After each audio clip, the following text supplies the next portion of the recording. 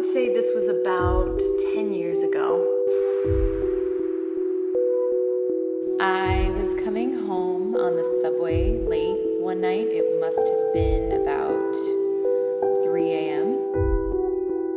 Well, I started going clubbing when I was like 13 or 14, and I was like, drinking, doing drugs, and blah, blah, blah, and all this bullshit. I was with a guy that I had known for quite some time.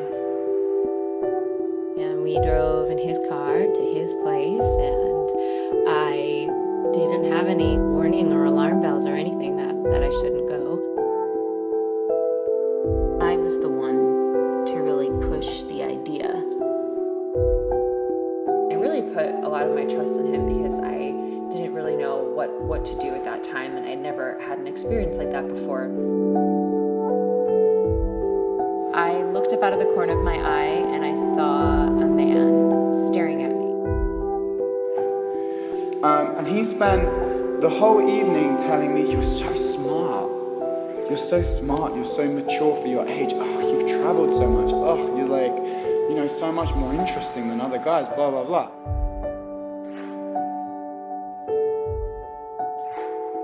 And he made me, some cocktails, quite strong. I remember it being so strong that I barely drank any of it.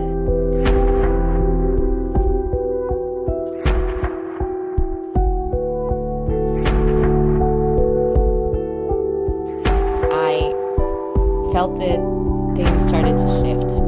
Things started to get more demanding, more forceful. And I felt very violated. I was angry. I was disgusted. I felt alone. I remember thinking that I was dirty, or that I had done something wrong, or that I should have been more careful, or somehow it was my fault and all my fault that this had happened. And I said, oh, I can't do this, or stop, or I don't remember what I said.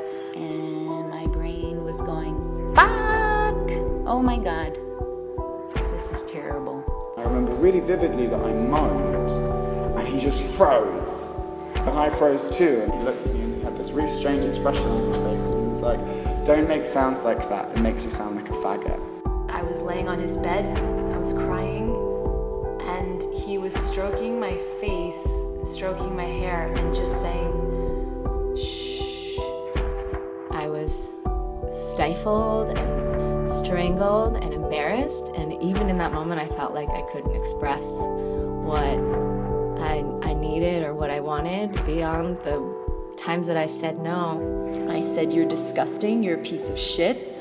How can you live with yourself? I was just so violated and powerless. In a way, I knew I had the power to make him feel a certain way at that time.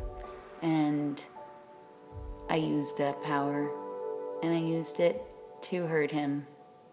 And I don't know why I did that to this day.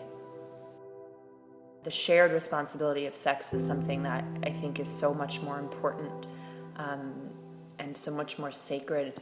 And really what makes it so nice is knowing that you're not in it alone, in pleasure or in pain.